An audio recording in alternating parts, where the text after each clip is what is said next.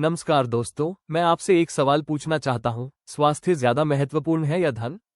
ज्यादातर लोग तुरंत कहते हैं स्वास्थ्य, लेकिन हम में से कितने लोग सच में योग करते हैं, नियमित रूप से व्यायाम करते हैं या एक अच्छा आहार पालन करते हैं?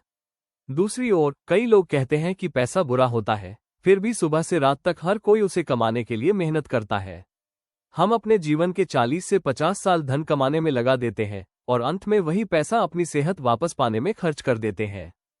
मैं आपसे एक सवाल पूछना चाहता हूं, क्या आप जानते हैं कि मानव जीवन की वास्तविक आयु कितनी होती है? लगभग 120 वर्ष। दिलचस्प बात यह है कि इस पृथ्वी पर लगभग हर जीव, जानवर, पक्षी, यहां तक कि कीड़े भी अपनी प्राकृतिक आयु पूरी करते हैं। लेकिन इंसान बहुत कम ही ऐसा कर पाते हैं। क्या आपने कभी सोचा क्यों? हम ही एकमात्र ऐसी प्रजाति हैं जो अपने भोजन को तलते, भूनते, ज्यादा पकाते और प्रोसेस करते हैं जब तक कि उसका अधिकतर प्राकृतिक पोषण नष्ट न हो जाए। बाकी सभी जीव वही भोजन खाते हैं जैसा प्रकृति उन्हें देती है, कच्चा, ताज़ा और जीवन से भरपूर। हमारे जल्दी बीमार होने और जल्दी मरने का सबसे बड़ा कारण है रोग। और आज अधिकांश बीमारियों की जड़ है पोषण की कमी। हाइब्रिड फल, सब्जियां, कीटनाशक और रसायनों की वजह से हमारे खाद्य पदार्थों का पोषक मूल्य बहुत घट गया है और यही रसायन धीरे धीरे हमारे शरीर में पहुंचकर हमारी सेहत को अंदर से नुकसान पहुंचाते हैं। तंबाकू, शराब, तनाव और अल्ट्रावायलेट किरणें, आज ये हमारी सेहत के सबसे बड़े छुपे हुए दुश्मन हैं। दुर्भाग्य से भारत में बड़ी संख्या में लोग तंबाकू के आदी हैं और कई बार तो सेलिब्रिटी भी इसे बढ़ावा देते हैं या इसके विज्ञापन करते हैं। ये कई गंभीर बीमारियों का एक प्रमुख कारण बन चुका है। शराब भी एक बड़ी चिंता है। ये हमारे देश के सबसे अधिक राजस्व देने वाले उद्योगों में से एक है, लेकिन हर साल ये चुपचाप लाखों लोगों की जिंदगी बर्बाद कर देती है। तनाव अब हमारी रोजमर्रा की जिंदगी का हिस्सा बन गया है और अध्ययनों से पता चला है कि लगातार रहने वाला तनाव कैंसर जैसी जानलेवा बीमारियों का कारण भी बन सकता है। और अल्ट्रावायलेट किरणों को मत भूलिए, ये भी कई स्वास्थ्य समस्याओं में योगदान देती है। हमारी त्वचा, आंखों और यहां तक कि हमारी रोग प्रतिरोधक क्षमता को नुकसान पहुंचाती है। यहां तक कि वायरस भी हमें बीमार करते हैं, लेकिन याद रखिए, खतरनाक वायरस प्राचीन समय से मौजूद है। फर्क सिर्फ इतना है कि पहले की पीढ़ियों की रोग प्रतिरोधक क्षमता बहुत मजबूत होती थी, इसलिए वे स्वाभाविक रूप से बच जाते थे और ठीक भी हो जाते थे। आज कमजोर इम्यूनिटी और पोषण की कमी के कारण छोटी छोटी इन्फेक्शन भी लोगों को गंभीर रूप से बीमार कर रही है। इसके अलावा मेडिकल रेडिएशन और मोबाइल रेडिएशन हमारे शरीर की कोशिकाओं को गहरा नुकसान पहुंचा रहे हैं। यहां तक कि एक्स-रे तकनीशियनों को भी रेडिएशन के प्रभाव से उबरने के लिए पेड छुट्टियां दी जाती हैं। ये दिखाता है कि ये रेडिएशन कितने शक्तिशाली और हानिकारक हो सकते हैं। और हम सभी जानते हैं कि पर्यावरण में मौजूद प्रदूषण और रेडॉन गैस भी हमारी सेहत को प्रभावित करती है, धीरे धीरे हमारे फेफड़ों, त्वचा और आंतरिक अंगों को नुकसान पहुंचाती है। हमने जिन सभी कारणों पर बात की, प्रदूषण, रेडिएशन, तनाव, कमजोर पोषण, तंबाकू, शराब और रसायन, ये सभी मिलकर हमारे शरीर में फ्री रेडिकल्स पैदा करते हैं। तो फ्री रेडिकल्स क्या होते हैं? ये अस्थिर अणु होते हैं जिनके पास एक अकेला, बिना जोड़ा हुआ इलेक्ट्रॉन होता है। स्थिर होने के लिए ये स्वस्थ कोशिकाओं से इलेक्ट्रॉन चुराने की कोशिश करते हैं और इसी प्रक्रिया में ये हमारी कोशिकाओं, डीएनए और ऊतकों को नुकसान पहुंचाते हैं। यही लगातार होने वाला नुकसान जल्दी बुढ़ापा, कमजोर इम्यूनिटी और पुरानी बीमारियों का कारण बनता है। लेकिन ये समझने से पहले कि फ्री रेडिकल्स हमें कैसे प्रभावित करते हैं, आइए पहले ये जानें कि हमारा शरीर वास्तव में कैसे काम करता है, यानी हमारे शरीर की संरचना, एनाटॉमी। सबसे पहले ये समझते हैं कि हमारा शरीर कैसे बना है। मॉलिक्यूल मिलकर कोशिकाएं, सेल्स बनाते हैं, कोशिकाएं मिलकर ऊतक, टिश्यू बनाती हैं, ऊतक मिलकर अंग, ऑर्गन्स बनाते हैं और अंग मिलकर अलग अलग प्रणालियां, सिस्टम्स बनाते हैं, जैसे श्वसन तंत्र, रक्त परिसंचरण तंत्र, पाचन तंत्र, प्रजनन तंत्र और कई अन्य। किसी भी प्रणाली में समस्या आने का मतलब है कि उससे जुड़ा अंग प्रभावित हुआ है। उदाहरण के लिए, फेफड़े श्वसन तंत्र का हिस्सा है, लीवर पाचन तंत्र का हिस्सा है। अगर कोई अंग खराब होता है तो इसका मतलब उसके टिश्यू खराब हुए हैं। अगर टिश्यू खराब हुए तो इसका मतलब सेल्स खराब हुए। और जब सेल्स खराब होते हैं तो इसकी शुरुआत मॉलिक्यूल स्तर से होती है, यानी जीवन की सबसे छोटी इकाई से।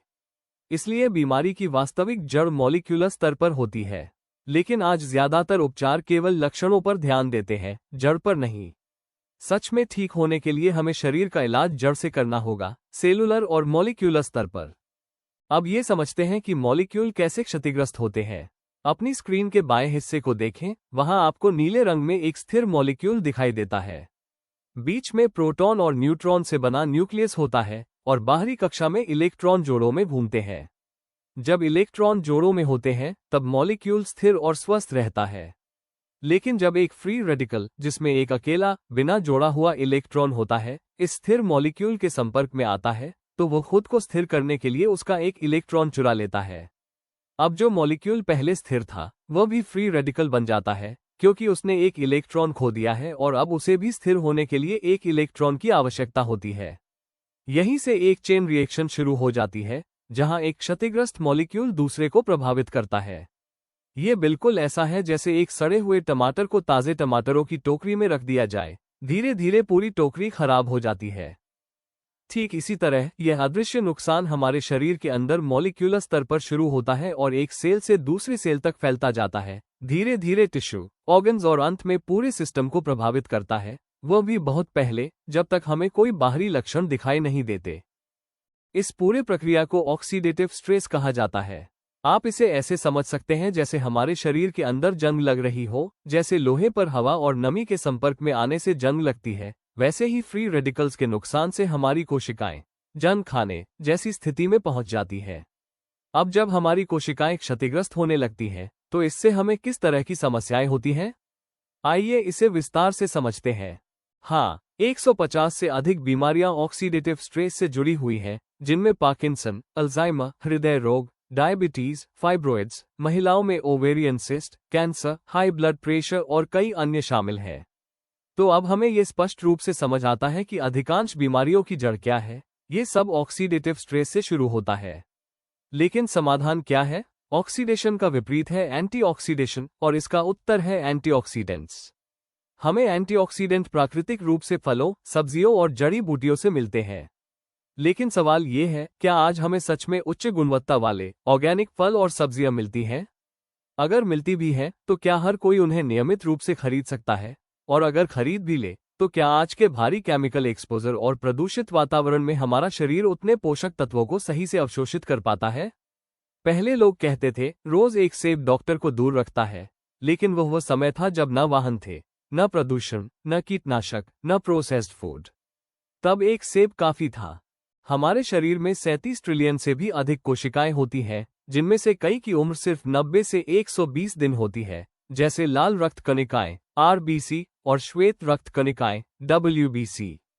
पुरानी कोशिकाएं मरती हैं और नई कोशिकाएं लगातार बनती रहती हैं। ये प्राकृतिक प्रक्रिया जीवन भर चलती रहती है।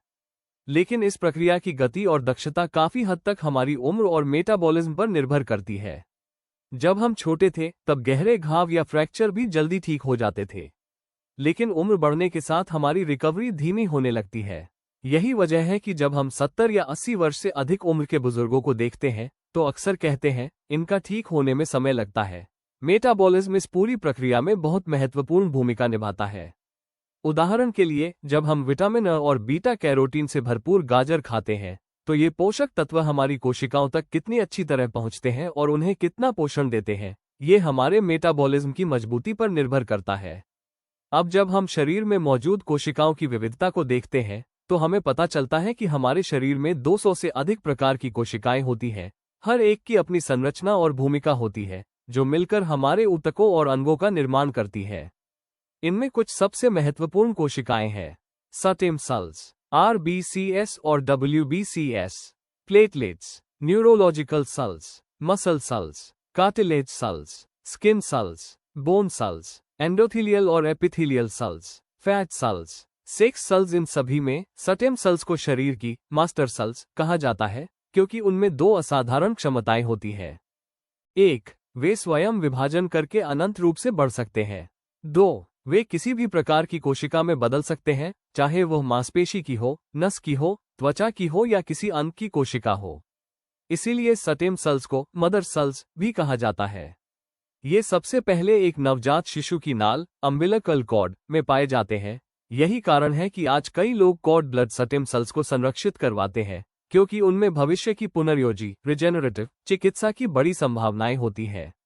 लेकिन हम में से अधिकांश ने अपने स्टेम सेल्स संरक्षित नहीं किए हैं, और स्टेम सेल प्रत्यारोपण ट्रांसप्लांटेशन आज भी जटिल और बहुत महंगा है।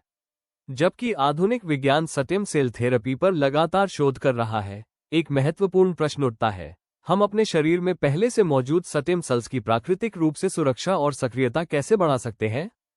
अब आता है वो मोड़ जिसने सब कुछ बदल दिया। डॉक्टर फ्रेड जुली, जिन्हें प्लांट स्टेम सेल टेक्नोलॉजी के जनक के रूप में जाना जाता है, उन्होंने एक क्रांतिकारी खोज की, ऐसे पौधों के स्टेम सेल्स की पहचान जो मानव स्टेम सेल्स से लगभग 80% तक समानता रखते हैं।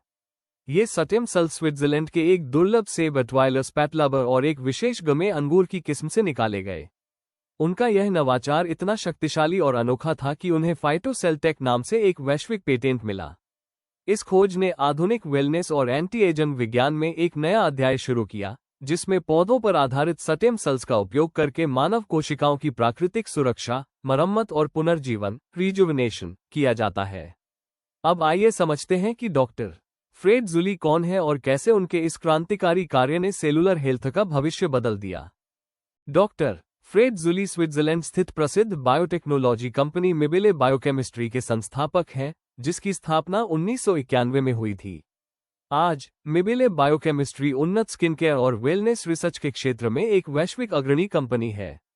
कंपनी के पास 1 लाख से अधिक विशेषज्ञों की मजबूत टीम है, जिसमें डॉक्टर्स, पीएचडी धारक, वैज्ञानिक, बायोकेमिस्ट और बायोलॉजिस्ट शामिल हैं।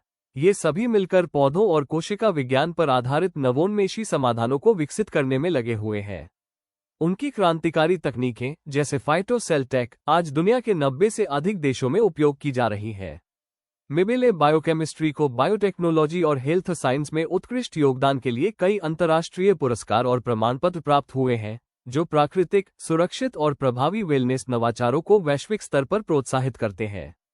यह उन्नत विज्ञान दुनिया के कई देशों में पहले से ही सफलतापूर्वक उपयोग किया जा रहा था। भारत के लोगों तक इस शक्तिशाली नवाचार को पहुंचाने के लिए नासवेज रिटेल्स प्रा.ली के मैनेजिंग डायरेक्टर श्री संतोष चंद्राकर ने एक बड़ा कदम उठाया। उन्होंने स्विट्जरलैंड की मिबेले बायोकेमिस्ट्री के साथ सहयोग किया ताकि यह वर्ल्ड क्लास तकनीक भारत में उपलब्ध हो सके।